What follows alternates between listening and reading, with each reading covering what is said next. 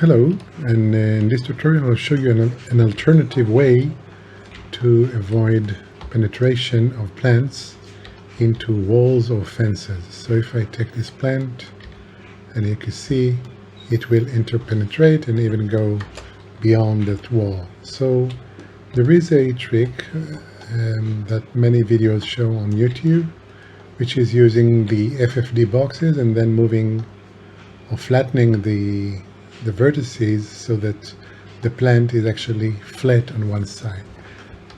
But there is a different, much quicker, much simpler trick.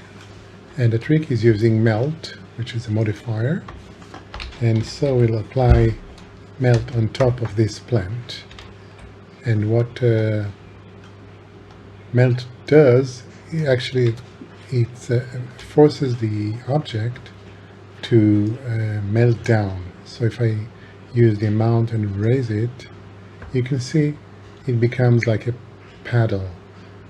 So and this is not what we want in this case, but the nice option is that we can use a different axis. So we want to flatten it on the y-axis, so let's choose y and play with the amount, but it goes the other way around. So let's flip the axis, and then we can use the melting to whatever degree we want, and then when we are satisfied, just move it into the wall.